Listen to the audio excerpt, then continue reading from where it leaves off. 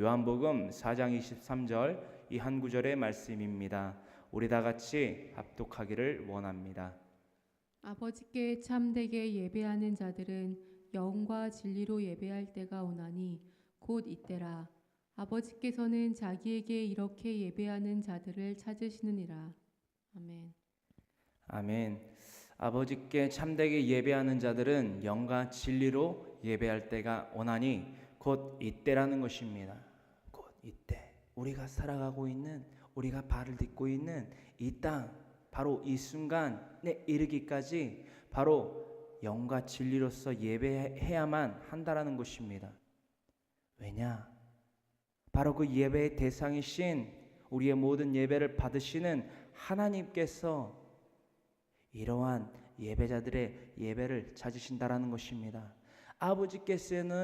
아버지께서는 자기에게 이렇게 예배하는 자들을 찾으시느니라 라고 기록되어 있다라는 것입니다. 할렐루야. 사랑하는 필요한 교회 우리 모든 성도님들, 이 요한복음 4장 23절에 합한, 적합한, 또한 능히 그것을 감당하며 이루며 하나님께 바치어 올려드리는 참된 예배자의 삶을 살아가기를 간절히 소망합니다. 간절히 소망합니다. 아멘. 오늘 요한복음 4장 23절의 말씀을 가지고 예배라는 주제로 하나님의 그 빛 대신 그 진리의 말씀을 나누기를 소망합니다. 우리 사랑하는 필요한 교회 성도 여러분들은 예배에 대한, 예배라는 이 단어에 대한 정의를 어떻게 두고 계시는지요? 대체적으로 이렇게 알고 있지는 않습니까? 한 주에 한 번 나를 기억하여 그 날을 거룩히 지키는 날, 즉 하나님 또한 예수님을 잊지 아니하고 거룩히 구별되어 지켜지는 하루, 오늘날 예수님의 그 부활하심의 그 날에 따라서 주일, 일곱째 날인 주일, 즉 일요일날 드려지는 하루에만 그 예배에 대한 정의를 그치고 있지는 않은지. 그렇습니다. 우리가 대부분 예배에 대한 정의를 이렇게 내리고 있다라는 것입니다. 허나 이 성경 가운데에서는 그 예배에 대한 정의를 그곳에서 많이 벗어나서 많이 다르게 표현하며 정의하며 우리에게 요구하고 있다라는 것입니다. 그 예배라는 것을 하나님께서 요구하고 계시다라는 것입니다. 하나님께서 요구하시는 그 예배가 무엇이며 우리가 이전과는 다르게 알아야만 하며 또한 행해져야 할 그 예배에 대해서 알아보기를 소망합니다. 사전적인 의미로서 예배는 이렇게 나타내고 있습니다. 신이나 부처와 같은 초월적 존재 앞에 경배하는 의식이나 또는 그런 의식을 행함을 예배라고 합니다. 또한 그 가운데에서 경배는 어떻게 기록되고 있느냐? 바로 존경하여 공손히 절한다라는 것입니다. 이것이 우리가 알고 있는 국어 사전에 나와 있는 사전적인 예배에 대한 의미라는 것입니다. 그렇다면 이제 사전에만 그치고 있는 그 예배의 의미가 아니라 그 성경 가운데에서 어떻게 예배에 대해서 의미를 부여하고 우리에게 지켜 행하라고 기록되어 있는지 오늘 그것들을 나눠보기를 원합니다. 첫 번째입니다. 예배의 대상에 대해서 알아보고자 합니다. 우리가 공손히 그 경배의 대상에게 머리를 조아리며 경배하라고 했는데 그 경배해야 될 대상이 누구인지를 확실히 알아야만 한다라는 것입니다. 우리가 그 대상을 알지도 못하고 희미하게 인식만 한 채 그 예배를 드린다면 그 예배는 헛된 예배가 될 수 있다라는 것입니다. 그 예배의 대상 우리가 알아보고자 합니다. 요한복음 1장 18절에 그 예배의 대상이신 하나님 그리고 또한 인자이신 예수 그리스도에 대해서 기록하고 있지요. 우리 다 같이 알고 있는 요한복음 1장 18절의 말씀을 함께 한 목소리로 봉독하길 원합니다. 본래 하나님을 본 사람이 없으되 아버지 품속에 있는 독생하신 하나님이 나타내셨느니라. 아멘. 아버지 품속에 있는 독생하신 하나님, 즉 인자를 통하여서 우리가 하나님을 믿게 되었다라는 것입니다. 즉 궁극적으로 하나님께 경배드려야 되는 우리 대상인 우리 예배자인 우리 모두가 인자이신 예수님을 통하여서 하나님을 알게 되며 하나님을 믿게 되며 그 믿음의 대상인 하나님에게 예배를 드리게 되었다라는 것입니다. 그래서 우리가 이 자리에 나와왔으며 그래서 우리의 예배의 대상이신 하나님에게 예배 드리고 있다라는 것입니다. 우리의 예배의 대상 바로 인자이신 예수 그리스도를 통한 하나님임을 우리가 잊지 아니하는 이 시간 또한 앞으로의 모든 나날들 되기를 간절히 소망합니다. 아멘. 그렇다면 예배의 대상이신 하나님을 믿게 된 동기나 계기가 우리에게 있어야 하냐라는 것입니다. 이것이 무슨 말이냐? 우리가 하나님을 믿게 된 동기나 계기가 없으면 안 되는 것이냐라는 것입니다. 다음과 같이 답할 수 있습니다. 물론 필요하다라는 것입니다. 물론 필요하다. 동기나 계기가 분명히 물론 필요하다라는 것입니다. 그것도 아주 구체적이며 명확하게 필요하다라는 것입니다. 왜냐? 이것은 단지 황모세라는 사람의 말이 아니라 성경 가운데 있어 기록되고 있다라는 것입니다. 왜냐? 빌립보서 2장 6절로부터 11절에 바로 예수 그리스도 즉 인자의 정체에 대해서 기록하고 있습니다. 우리 다 같이 빌립보서 2장 6절로부터 11절까지의 말씀을 함께 한 목소리로 봉독하길 원합니다. 그는 근본 하나님의 본체시나 하나님과 동등됨을 취할 것으로 여기지 아니하시고 오히려 자기를 비워 종의 형체를 가지사 사람들과 같이 되셨고 사람의 모양으로 나타나사 자기를 낮추시고 죽기까지 복종하셨으므로 곧 십자가에 죽으심이라. 이러므로 하나님이 그를 지극히 높여 모든 이름 위에 뛰어난 이름을 주사 하늘에 있는 자들과 땅에 있는 자들과 땅 아래에 있는 자들로 모든 무릎을 예수의 이름에 꿇게 하시고 모든 입으로 예수 그리스도를 주라 시인하여 하나님 아버지께 영광을 돌리게 하셨느니라. 아멘. 빌립보서 2장 6절로부터 11절까지의 말씀입니다. 그는 6절에 이르기를 그는 즉 인자이신 예수 그리스도께서는 근본 그 시작 그 정체가 근본 하나님의 본체시나 즉 하나님이시라는 것입니다. 우리의 땅 가운데에 이 땅 가운데에 육신의 몸을 입고 오신 예수님 즉 우리의 눈으로 보이는 그 예수님이 그 정체가 바로 하나님이시라는 것입니다. 그러나 하나님이신 예수님께서 하나님과 동등됨을 취할 것으로 여기지 아니하시고 부정하시고 멀리하시고 그에게서 그치시고 7절에 오히려 자기를 비워 자신의 그 신격인 그 하나님의 권위를 비우시고 무엇으로 이 땅 가운데 오셨느냐? 종의 형체를 가지사 사람들과 같이 되셨다라는 것입니다. 종의 형체를 가지사 누군가의 뜻을 받드는 누군가의 뜻을 이루어야만 하는 누군가의 명령을 지켜야만 하는 종의 형체를 가지셨다라는 것입니다. 누구의 종이 되셨느냐? 하나님의 종이 되셨다라는 것입니다. 하나님의 명령을 이행하시기 위해서 하나님의 종이 되셨다라는 것입니다. 자기의 그 하나님과 동등됨을 취할 것으로 여기지 아니하시고 자기의 그 권력을 권세를 비워내셨다라는 것입니다. 왜냐? 종의 형체를 가지시기 위해서. 그러므로 말미암아 이 땅 가운데 육신의 몸을 입고 오셨다라는 것입니다.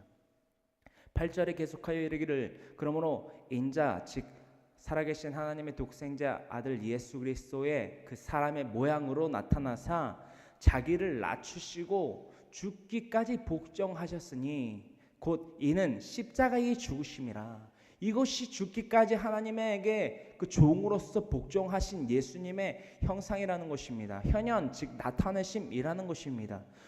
로마서 5장 8절에 그 말씀이 기록되어 있지 않습니까? 하나님께서 우리에 대한 사랑을 확증하시려 이 땅 가운데 인자를 보내셨다라는 것입니다. 십자가에 못 박혀 돌아가게 하셨다라는 것입니다. 그것이 하나님의 뜻이며 그 뜻을 이루기 위해서 종의 형상으로 종의 모습으로 이 땅 가운데 오셨다라는 것입니다.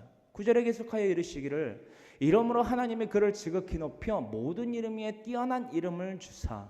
이 9절의 말씀을 어떻게 풀이하느냐? 이러므로 하나님의 그를 지극히 높여. 왜냐? 종으로서 이 땅 가운데 오셔서 하나님께 복종하심으로 즉 곧 십자가에 달려 돌아가신 그 하나님의 그 뜻을 그 명령을 능히 수행하며 능히 이루심으로 말미암아 말씀의 언약을 예시를 이루셨다라는 것입니다. 그 말씀의 예시와 그 언약을 성취하심은 바로 이 말씀을 성취하시며 이 예시를 나타내심입니다. 바로 우리가 잘 알고 있는 창세기서 3장 15절이지요. 옛뱀 그 사탄에게 이르셨지요. 여자의 후손과 원수가 되며 여자의 후손 또한 너희와 너희 후손과 원수가 되리라. 즉 대를 잇는 그 저주, 온 인류에게 펼쳐진 계속해서 대대의 손손 이르는 그 저주 가운데 의해서 하나님 그 저주를 이렇게 세세하게 또한 분명하게 이르십니다. 무엇이라 하시냐? 너희의 후손은 여자의 후손과 원수가 되고 여자의 후손이 내 머리를 상하게 할 것이며 내 후손은 여자의 후손에 무엇을 상하게 하리라? 발꿈치를 상하게 한다라고 기록되어 있다라는 것입니다. 이는 곧 예수 그리스도를 예표하며 예시하는 창세기서 3장 15절의 그 본뜻이라는 것입니다. 이 9절의 이 말씀이 이 창세기서 3장 15절의 말씀을 이루었다. 그러므로 말미암아 뛰어난 이름을 주셨다라는 것입니다. 어떠한 뛰어난 이름이냐? 한 분이신 예수 그리스도로 말미암아 한 분이신 예수 그리스도가 십자가에 달려 돌아가심으로 말미암아 이 창세기서 3장 15절의 말씀의 언약을 성취하심으로 말미암아 이루심으로 말미암아 모든 사람들이 그 복음이라는 선물을 받게 되었다라는 것입니다. 팔꿈치는 즉 육신은 상합니다. 육신은 죽습니다. 이를 뜻하는 것입니다. 발꿈치는 육신을 뜻합니다. 허나 머리 즉 옛뱀꽃 사탄의 그 머리를 밟는다라는 상하게 한다라는 것은 그 모든 주권과 권세를 무너뜨린다라는 것입니다. 그 사탄의 그 주권과 권세가 무너짐으로 말미암아 온 인류는 하나님과 원수되었던 그 온 인류는 하나님의 자녀가 되는 기회를 얻게 되었다라는 것입니다. 이것이 곧 뛰어난 이름을 주셨다라는 것입니다. 이것이 곧 뛰어난 이름입니다. 10절에 계속하여 이르기를 하늘에 있는 자들과 땅에 있는 자들과 땅 아래에 있는 자들로 모든 무릎을 예수의 이름에 꿇게 하시고 11절 모든 입으로 예수 그리스도를 주라 시인하여 하나님 아버지께 영광을 돌리게 하셨느니라. 아멘. 모든 입으로 예수 그리스도를 주라 시인하며 하나님 아버지께 영광을 돌리게 하셨느니라. 아멘. 이 11절의 말씀을 누가 이루게 하셨느냐? 인자이신 예수 그리스도께서 이루셨다라는 것입니다. 아멘. 아멘. 이 말씀을 이루신 예수님을 통하여서 우리는 바로 이 자리에 나오게 되었다라는 것입니다. 하나님 아버지께 영광을 돌리기 위해서 이 자리에 나올 수 있게 되었다라는 것입니다. 아멘. 우리 이 첫 번째 대지에서 깨달아야 될 것이 있습니다. 바로 이것입니다. 우리 다 같이 이 깨달음을 함께 한 목소리로 외쳐보기를 원합니다. 시작. 믿음이 있어야 예배의 대상이신 하나님을 기쁘시게 할 수 있다. 아멘. 다시 한번 외칩니다. 믿음이 있어야 예배의 대상이신 하나님을 기쁘시게 할 수 있다. 아멘. 믿음이 있어야 예배의 대상이신 하나님을 기쁘시게 할 수 있다라는 것입니다. 믿음이 없이는 하나님을 기쁘시게 할 수 없다라는 말씀 우리가 계속해서 나눠보기를 원합니다. 히브리서 11장 6절의 말씀입니다. 믿음이 없이는 하나님을 기쁘시게 할 수 없다라는 말씀. 우리 다 같이 히브리서 11장 6절의 말씀을 다 같이 한 마음 한 뜻으로 봉독하기를 원합니다. 믿음이 없이는 하나님을 기쁘시게 하지 못하나니 하나님께 나아가는 자는 반드시 그가 계신 것과 또한 그가 자기를 찾는 자들에게 상 주시는 이심을 믿어야 할지니라. 아멘. 빌립보서 2장 6절로부터 시작되어 있는 그 말씀과 더불어서 히브리서 11장 6절의 말씀은 너무나도 긴밀한 상관관계를 나타내고 있습니다. 6절에 이르기를 믿음이 없이는 하나님을 기쁘시게 하지 못하나니, 그 예배의 대상이신 하나님에게 예배드리는 우리 모두가 믿음이 없이는 하나님을 기쁘시게 할 수 없다라는 것입니다. 이 자리에 나오신 여러분들 모두 가운데에 이 믿음이 없다면 이 예배, 이 시간, 이 2시간, 3시간의 이 시간들이 헛되이 된다라는 것입니다. 그죠? 하나님을 또한 예수님을 아는 것에만 그치고 있다면 우리의 예배가 하나님 앞에 드려질 수 없다라는 것입니다. 왜냐? 하나님을 기쁘시게 하는 것이 곧 하나님이 받으시는 예배일지인데 이 예배가 온전하지 못하다라는 것입니다. 하나님을 믿어야만 하는 이 믿음 반드시 필요합니다. 하나님을 믿게 된 그 계기 또한 그래서 너무나도 구체적으로 필요하다라는 것입니다. 더불어 나아가 하나님께 나아가는 자는 반드시, 우리 모든 예배자는 반드시 하나님께 나아갈 때에 무엇을 갖고 나아가야 되느냐, 어떠한 믿음을 갖고 나아가야 되느냐, 어떠한 분명함을 갖고 나아가야 되느냐, 바로 이것입니다. 그가 계신 것과, 즉 하나님께서 계신 것과 또한 그가 자기를 찾는 자들에게 상 주시는 이심을 믿어야 할지니라. 믿음으로 주님을 간구하며 부르짖으며 믿음으로 하나님께 경배하며 믿음으로 하나님께 기쁨을 돌리는, 하나님을 기쁘시게 하는 자들에게 상 주시는 이심, 즉 하나님이심을 우리가 굳게 믿어야 한다라는 것입니다. 이것이 믿음입니다. 이것이 믿음입니다. 우리가 이 믿음 갖고 하나님을 참되게 기쁘게 하심으로 말미암아 반드시 상을 받는, 즉 영주할 처소인 그 천국에 들어가는 참된 하나님의 자녀된 자들,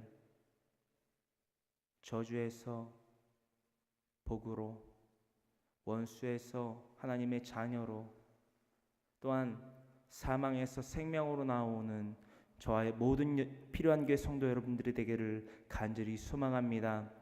간절히 소망합니다. 예배라는 주제 가운데에서 우리가 두 번째 이것에 대해서 알아보기를 원합니다. 또한 깨닫고자 합니다. 그것이 무엇이냐? 바로 우리의 예배의 모습이라는 것입니다. 우리의 예배의 모습은 어떠합니까? 참된 예배자의 모습이냐라는 것입니다. 우리의 예배의 모습 어떠합니까? 우리의 예배의 모습이 또한 더불어 무엇이냐라는 것입니다. 예배의 모습, 바로 예배의 모습은 이러한 것이라고 정의합니다. 예배는 우리의 삶이라는 것입니다. 예배는 곧 우리의 삶입니다. 다시 말해 삶은 곧 우리의 예배이며 예배는 곧 우리의 삶이 되어야만 한다라는 것입니다. 아멘.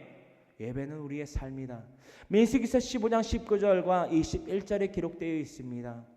이 민수기서 15장 또한 더불어서 통틀어서 민수기서는 모압 땅 가운데에서 하나님께서 모세에게 명명하신 그 가나안 땅에 들어가 너희들이 이것들을 나에게 지켜 행해야 된다라는 그 행동 규칙, 즉 율법에 대해서 정의하고 있습니다. 또한 하나님께서 모세를 통하여 명명하신 그 율법들을 또한 그 이스라엘 백성 선민들이 지켜 행할 것에 대해서 하나님에게 이것을 분부받았다라고 하며 그 이스라엘 백성들에게 공표했던 것이 바로 민수기서라는 것입니다. 민수기서에서 다음과 같은 그 예배의 모습에 대해 우리가 살펴보고자 합니다. 우리 민수기서 15장 19절과 21절의 말씀을 다 같이 한마음 한뜻으로 봉독하기를 원합니다.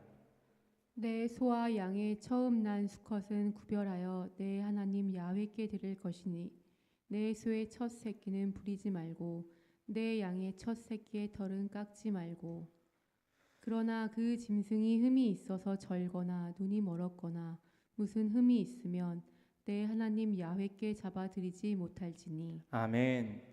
민수기서 15장 19절의 말씀을 먼저 살펴보길 원합니다. 야훼께서 모세를 통하여 말씀하십니다. 또한 그 말씀하신 그 명명하심이 모세로부터 출애굽한 이스라엘 백성들에게 선포됩니다. 공표됩니다. 그 공표된 말씀 가운데에 예배의 삶 또한 제사의 삶은 이렇게 나에게 바쳐져야 할 것이다 라고 공표됩니다. 그 말씀인즉슨 19절에 이르기를 내 소와 양의 처음 난 수컷은 구별하여 내 하나님 야훼께 드릴 것이니 어떻게 드리느냐? 첫 번째, 소의 첫 새끼는 부리지 말라는 것입니다. 두 번째, 양의 첫 새끼 또한 털은 깎지 말고 하나님께 제사의 제물로서 바쳐 드려져야 된다라는 것입니다. 첫 번째 그리고 두 번째, 소와 양의 이 제사의 형태로 또한 제사의 제물로서 바쳐지는 이 소와 양에 대해서 우리가 살펴보고자 합니다. 첫 번째, 소의 첫 새끼 부리지 말라는 것입니다. 출애굽한 그 이스라엘 백성들의 그 40년 동안의 삶이 어떠했는지 우리는 살펴볼 필요가 분명히 있습니다. 그들의 삶은 어떠했습니까? 출애굽할 때로부터 가지고 나왔던 그 수많은 가축의 떼, 그 가운데 섞여 있는 소와 양에 대해서 지칭하고 있다라는 것입니다. 이렇게 그것들을 나에게 바치라. 어떻게 바치느냐? 소의 첫 새끼는 부리지 말라는 것입니다. 부리지 말라는 것이 무슨 말입니까? 밭이나 논이나 그것 또한 수레나 힘을 쓰는 그 모든 일에 농경에 필요한 그 일에 그 소를 쓰지 말라는 것입니다. 그 소가 어떤 소냐? 하나님께 제사로서 바쳐지는 그 제사의 제물로서만 길러지는 그런 과정을 거쳐야 된다라는 것입니다. 그 외에 짐을 수레를 끌게 만든다거나 밭이나 논을 간다거나 그것을 탄다거나 라고 한다면 그것은 제사의 제물로서 쓰임을 받을 수 없다라는 것입니다. 두 번째는 어떠합니까? 양의 첫 새끼의 털은 깎지 말라는 것입니다. 양의 첫 새끼. 그렇습니다. 첫 번째, 소는 어떻게 이를 즉 부리지 아니할 수 있습니다. 그렇습니다. 그럴 수 있습니다. 허나 두 번째인 양의 첫 새끼가 우리 가운데에 너무나도 크게 깨달음을 받아야만 하는 주제라는 것입니다. 그인즉슨 양의 첫 새끼의 털을 깎지 말라는 것입니다.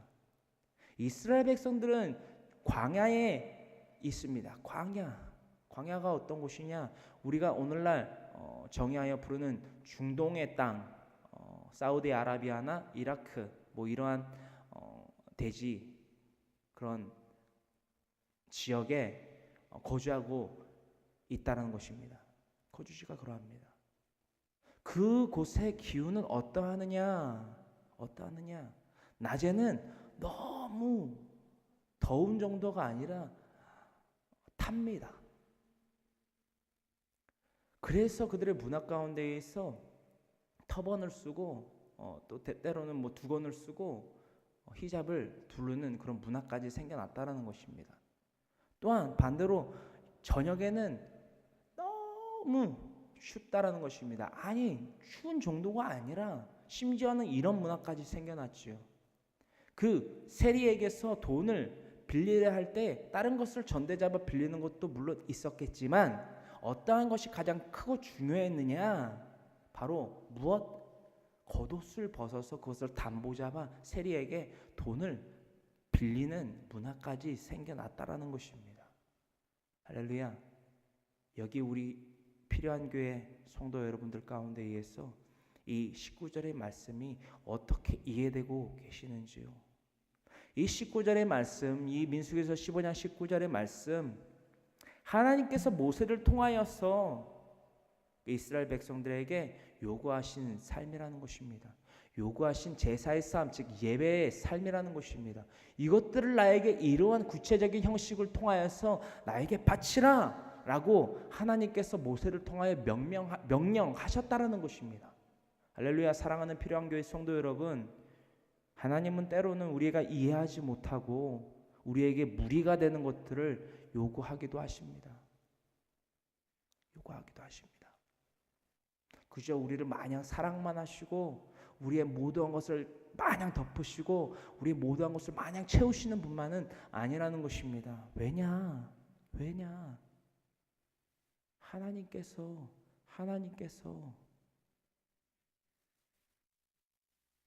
우리의 믿음을 보기 원하신다라는 것입니다.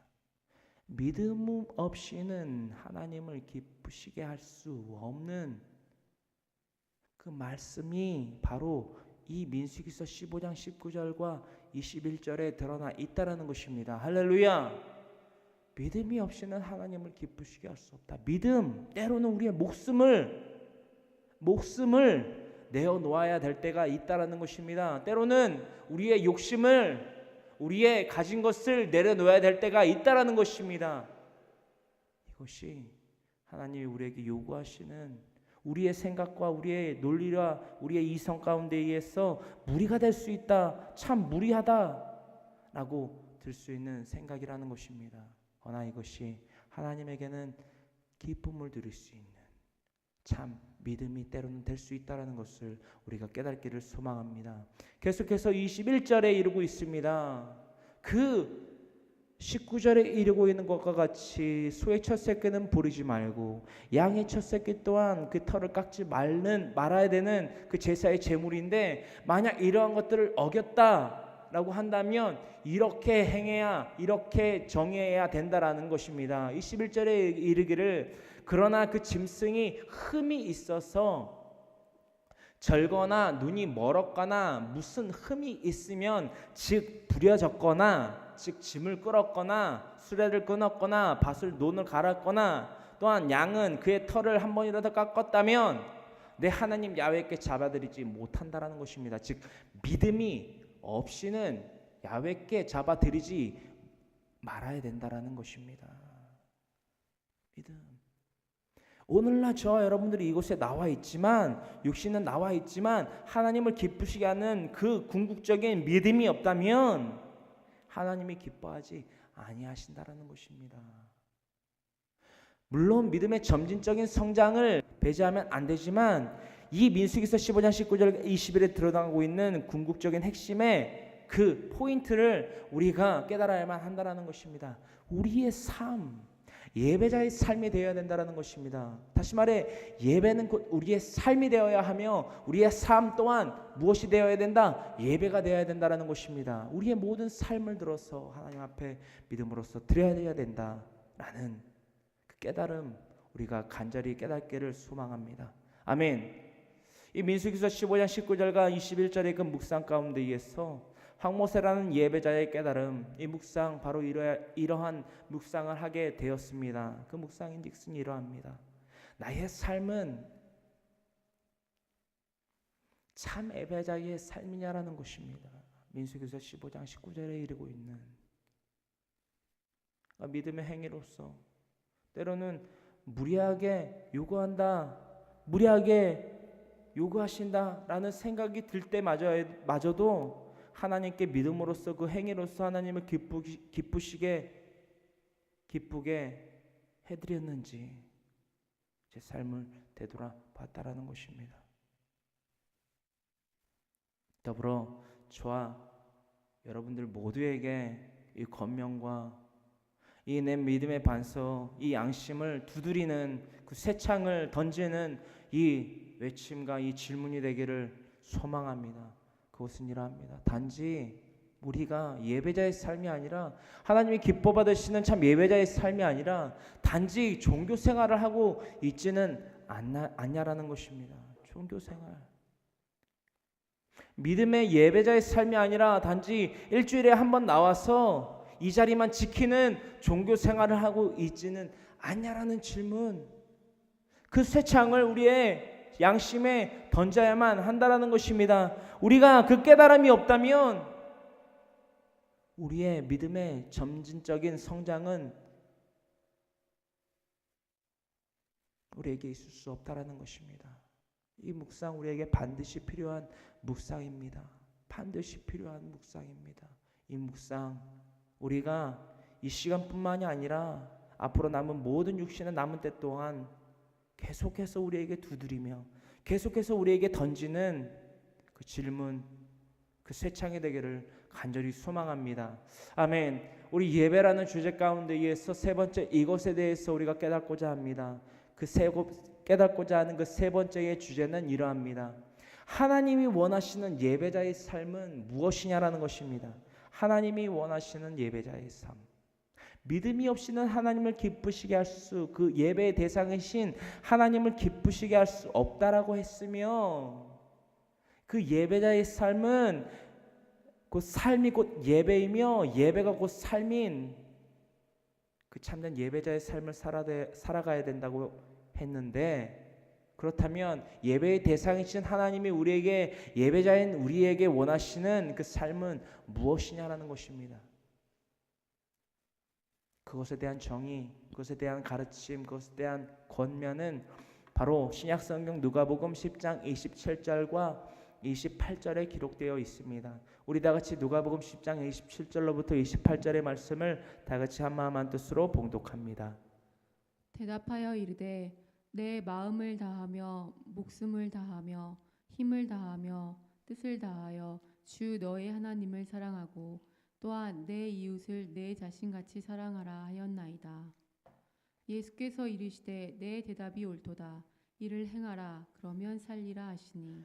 아멘. 율법주의자가 예수님의 질문 가운데에서 이를테면 종칭하여 어떠한 것이 참된 예배자의 삶이냐라는 질문을 우리에게 던졌다라는 것입니다. 27절에 나와 있는 율법주의자에게 그 질문을 예수님께서 던졌다라는 것입니다.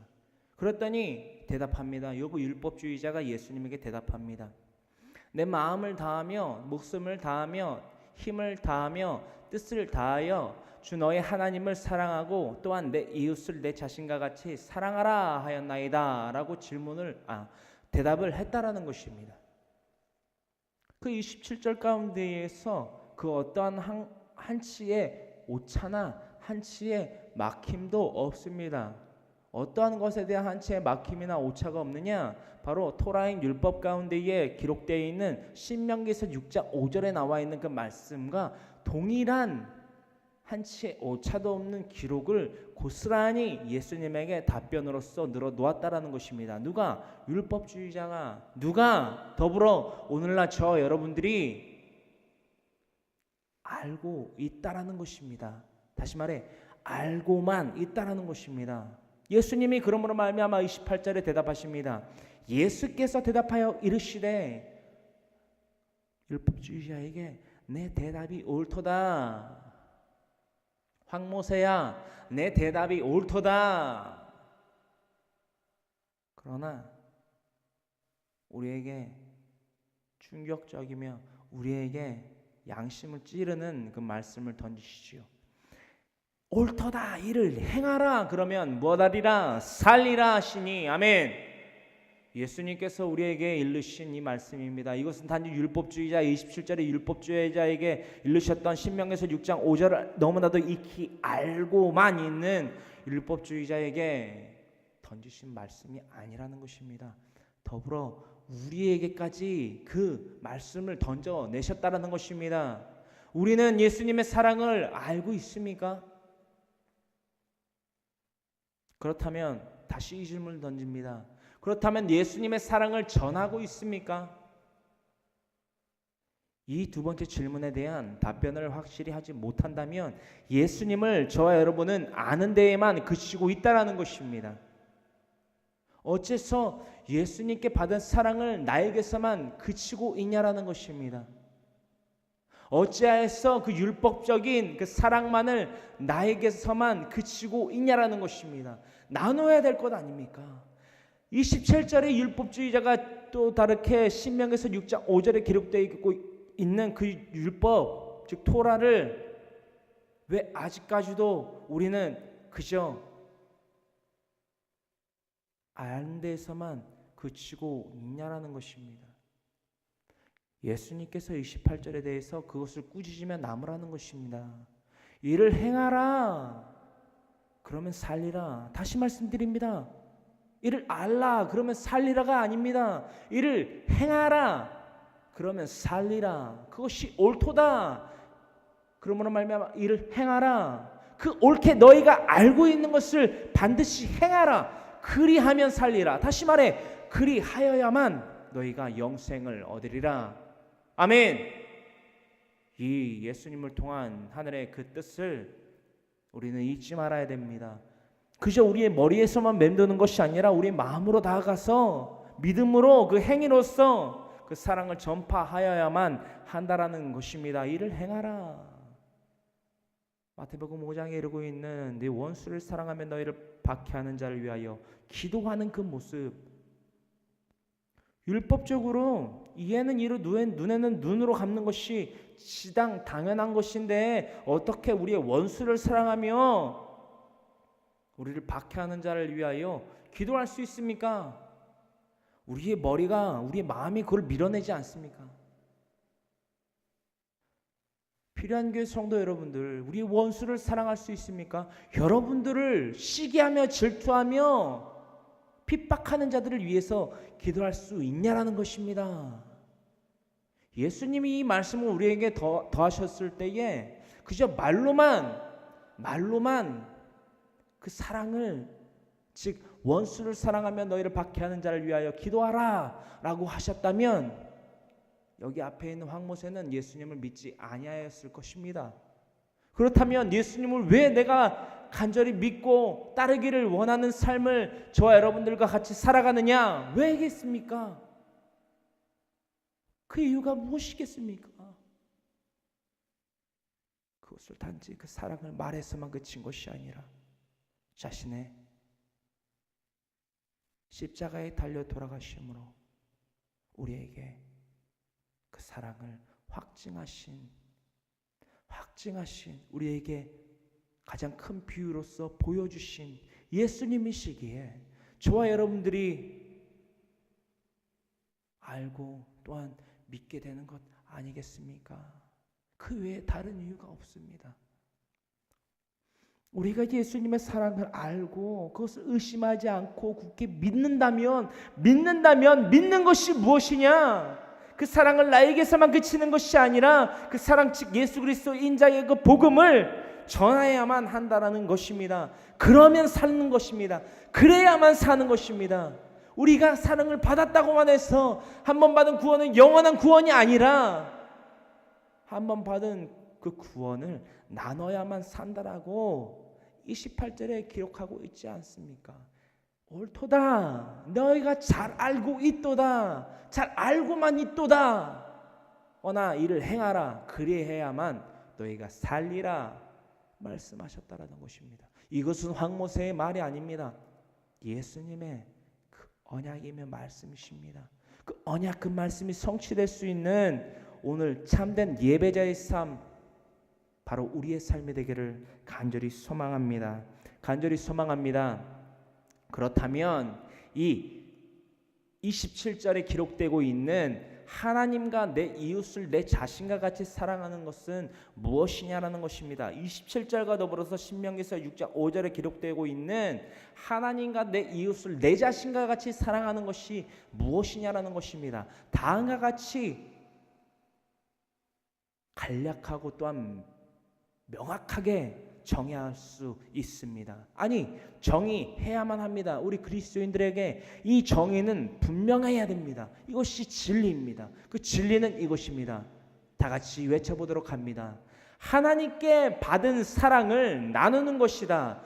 하나님과 내 이웃을 내 자신과 같이 사랑하는 것이 무엇이다? 하나님께 받은 사랑을 나누는 것이다라는 것입니다. 할렐루야!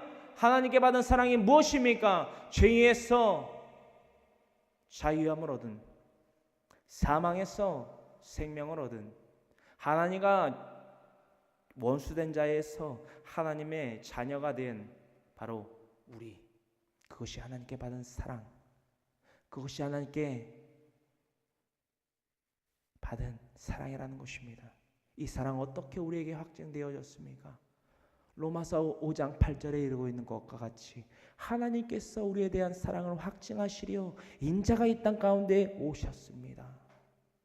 인자가 우리를 위해 즉 우리의 모든 죄를 대속하기 위하여 나무에 달려 돌아가신 그 사건, 그 단지 희생에서 그친 것만이 아니라 장사한 지 사흘 만에 부활하심으로 말미암아 하나님과 근본 본체심을 하나님의 본체심을 나타내셨다라는 것입니다. 즉 발꿈치 즉 육은 상하셨지만 죽으셨지만 영 즉 머리는 사신 예수님의 그 존재로 말미암아 우리가 하나님을 알게 되며 하나님은 곧 무엇이었다? 결국 사랑이셨다. 그러므로 말미암아 요한일서 이르고 있는 것과 같이 하나님은 사랑이시라는 것을 우리가 깨달을 수 있다라는 것입니다. 아멘. 그 하나님, 그 사랑이신 하나님, 우리 예배의 대상이신 하나님, 그 사랑을 전해야만 한다라는 것입니다. 아멘. 하나님께 받은 사랑을 나누는 것, 이것이 하나님과 내 이웃을 내 몸과 같이 사랑하는 유일한 방법입니다. 아멘. 하나님과 내 이웃을 내 몸과 같이 사랑하는 것, 즉 로마서 5장 8절의 말씀을 나누는 것, 그 사랑의 그 확증을 나에게서만 그치지 아니하고 나누는 그 구체적 방법은 이러합니다. 사도행전 2장 38절로부터 41절에 이르고 있습니다. 우리 다 같이 사도들의 그 행정 가운데 이어서 사도 그 베드로의 그 행적을 우리가 살펴보고자 합니다. 사도행전 2장 38절로부터 41절의 말씀입니다. 우리 다 같이 한마음 한뜻으로 봉독하길 원합니다. 베드로가 이르되 너희가 회개하여 각각 예수 그리스도의 이름으로 세례를 받고 죄 사함을 받으라. 그리하면 성령의 선물을 받으리니 이 약속은 너희와 너희 자녀와 모든 먼데 사람 곧 주 우리 하나님이 얼마든지 부르시는 자들에게 하신 것이라 하고 또 여러 말로 확증하여 권하여 이르되 너희가 이 패역한 세대에서 구원을 받으라 하니 그 말을 받은 사람들은 세례를 받음에 이날에 신도의 수가 3,000이나 더하더라. 아멘. 사도행전 2장 38절로부터 41절의 말씀, 바로 사도 베드로가 예루살렘 그 서에 있을 때에 그 성령을 받은 그 현장 가운데에서 일어났던 일이라는 것입니다. 2장 38절로부터 이 사건 기록되어 있습니다. 베드로가 이르되 누구에게 이르느냐? 그 예루살렘에 모인 그 모든 이스라엘 즉 유대인들에게 이르되 너희가 회개하여 각각 예수 그리스도의 이름으로 세례를 받고 죄 사함을 받으라. 할렐루야. 사랑하는 필요한 교회 성도 여러분, 사도 베드로가 누구에게 이 말을 공표하였느냐, 외쳤느냐? 바로 이방인들이 아니라 선민이라 일컬음을 받고 있는 유대인들에게 이 외침을 외쳤다라는 것입니다. 선민 즉 선택받아서 천국을 따놓은 당상이라고 생각하는 유대인들에게 이 외침을 외쳤다라는 것입니다. 이것이 놀라지 아니할 수 없는 사도 베드로의 외침이며 외침이 기록된 그 사건인 것을 우리는 깨달아야만 합니다. 그들에게 일렀다는 것이며 너희가 회개하라는 것입니다. 회개하여 각각 예수 그리스도의 이름으로, 그 어떠한 이름도 아니라 모세의 이름도 아니라 그 율법도 아니라 너희의 자의도 아니라 너희의 행위도 아니라 무엇의 이름? 예수 그리스도의 이름으로 무엇을 받고? 세례를 받고 즉 죄를 회개하는 즉 죄를 무엇하는 참 깨달을 회와 고칠 그 회개를 인정하게 하는 그 회개로서 말미암는 세례를 받고 죄 사함을 받으라. 죄 사함을 받으라. 어떠한 죄냐? 어떠한 죄냐? 그 창세기서 3장으로부터 그 선악과의 열매 사건을 시작하여 그 뱀에게 내린 또한 온 인류에게 내려진 그 저주에서 헤어 나아가는 그 죄에서 헤어 나아가야 되는 그것을 베드로가 이루고 있다라는 것입니다. 그 죄 사함을 받아라는 것입니다. 그리하면 성령의 선물을 받으리니 이 성령의 선물이 무엇이냐? 39절에 기록되어 있기를 이 약속은 너희와 너희 자녀와 모든 먼데 사람 곧 주 우리 하나님이 얼마든지 부르시는 자들에게 하신 것이라. 이 성령의 선물은 이것이라는 것입니다. 모든 먼데 사람 곧 이방인에 이르기까지 이 이스라엘 백성인 유대인들 너희들뿐만이 아니라 이 땅에 발을 딛고 있는 모든 믿는 자나 믿지 아니하는 자들에게 다 더하여진 기회라는 것입니다. 그 기회를 어떻게 캐치, 즉 잡아야만 하느냐, 그것이 바로 38절에 기록되고 있다라는 것입니다. 회개하고 각각 예수 그리스도 이름으로 그 죄를 회개하는, 즉 토하게 만드는 세례를 받고 죄 사함을 받으라는 것입니다. 그래서 성령의 선물을 받을 수 있다라는 것입니다. 그리하여야만 성령의 선물을 받을 수 있다라는 것입니다. 그 공표 뒤에 40절, 또 여러 말로 확증하여 권하여 이르되 너희가 이 패역한 세대에서 구원을 받으라니. 패역한 세대, 유대인들, 즉 이스라엘 선민들에게 사도 베드로가 너희는 패역한 세대라는 것입니다. 그러므로 말미암아 그 패역한 세대에서 구원을 받으라고 하는 것입니다. 권면하고 있다라는 것입니다.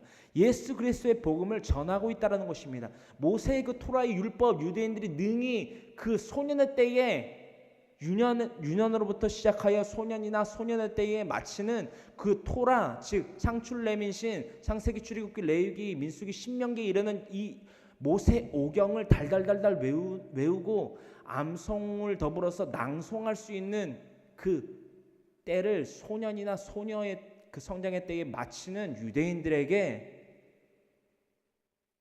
패역한 세대라고 일렀다라는 것입니다. 패역한 세대. 창출 레민신 무엇이 속해하 있습니까? 신명기에서 6장 5절이 속해하 있지 않습니까? 하나님을 사랑하고 내 이웃을 내 몸과 같이 사랑하라. 이 말씀을 능히 알고 있는 그 유대인들에게 패역한 세대라고 하는 것입니다. 그리고 그 패역한 세대에서 예수 그리스도의 이름으로 말미암아 그 세례를 받고 구원을 받으라는 것입니다.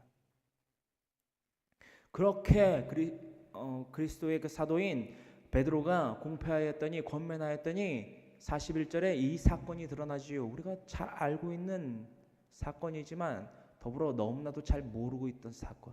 41절에 왜 우리가 잘 알지만 잘 너무나도 몰랐던 사건인지를 나누고자 합니다. 41절에 이르기를 그 말을 받은 사람들은, 그 회개의 권면을 받은 사람들은, 즉 유대인들은 세례를 받음에 이날에 신도의 수가 3천이나 더하더라. 베드로 사도의 그 권면을 듣고 나서 그 회개를 촉구하는 그 권면을 듣고 나서 베드로 사도에게 세례를 받음에 이날의 신도의 수가, 즉 예수 그리스도의 사람들이 3천이나 더하여진 이 사건, 이 41절에 숨어있는 그 궁극적인 핵심 포인트를 저와 여러분들 오늘 이 묵상 가운데서 나누기를 간절히 소망합니다. 이 41절의 사건이 얼마나 위대하고 얼마나 놀라운 사건이냐, 후반절에 기록되어 있는 그 빨간색으로 표시되어 있는 신도의 수가 3천이나 더하여진 이 사건이 대단한 것이 아닙니다. 다시 말해 대단한 사건입니다. 그리스도인이 한순간에 3천 명이씩이나 늘어났는데 어찌 기쁜 일이, 어찌 감사한 일이 아니지 않을 수 있습니까? 너무나도 기쁘고 감사한 것입니다. 허나 이 신도의 수 3천에 궁극적으로 우리가 묵상해야 되는, 우리의 삶의 지침이 되어야 되는 말씀이 가려진다는 것입니다. 그 가려진 말씀이 무엇이냐? 41절에 그 말을, 그 베드로 사도의 말을 받은 사람들은 세례를 받으며 이날의 신도의 수가 3천이 되었다라고 했는데, 여기서 우리가 잊지 말아야 될 포인트가 있습니다. 이 41절의 이 사건 가운데 의해서 베드로의 그 외침을, 그 음성을 몇 명이나 직접적으로 베드로에게 전하여 들을 수 있었겠냐라는 것입니다. 3,000명입니다. 300명, 30명, 3명 아닙니다. 3,000명입니다. 규모가 엄청납니다. 이 3,000명이 직접적으로 베드로 사도에게 이 말을 들었을까요? 아닙니다. 아닙니다. 그러면 어떻게 이 베드로 사도의 회개의 권면을 그들이 접하고 3,000명이라는 이 거대한 숫자가 세례를 받았겠습니까? 생각해 보길 바랍니다. 생각해 봐야만 합니다.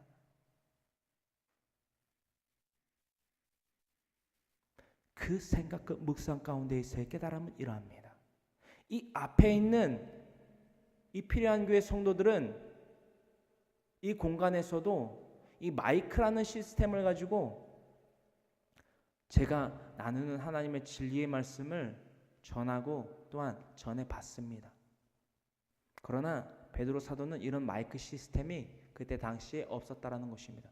역사적으로 2000년도 훨씬 더 전에 일어난 이 사건이라는 것입니다. 이것이 사도행전의 배경이지요.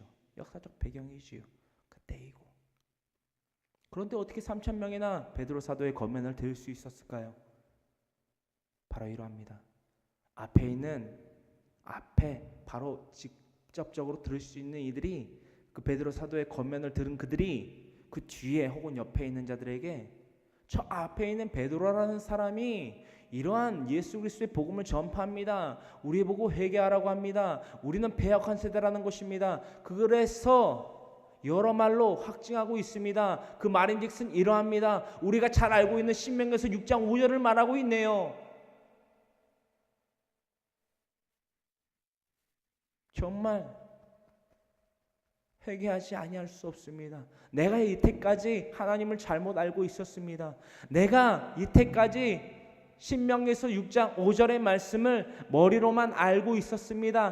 허나 행하지 않고 있었습니다. 하나님을 사랑하며 내 이웃을 내 몸과 같이 사랑하지 아니하고 있었습니다. 회개합니다.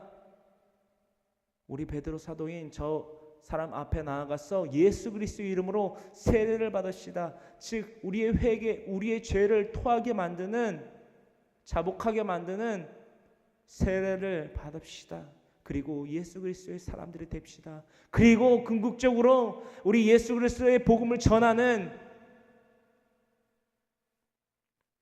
사도의 삶을 살아갑시다 라고 전했다라는 것입니다. 할렐루야, 할렐루야. 이것이 3,000명이 그 신도의 수가 늘어났던 그 순간, 41절의 이 순간이 3,000명이 되었다라는 것의 놀라움입니다. 다시 말해 신도의 즉 머릿수가 3,000명이 되었다라는 것에만 놀라는 것이 아니라 어떻게 이 3,000명이 생겨날 수, 그리스도인이 3,000명이 될 수 있었냐라는 그것에 대한 놀라움이라는 것입니다. 이것이 놀랍지 아니할 수 없습니다. 이것이 너무나도 놀랍습니다. 이 놀라움의 이 역사,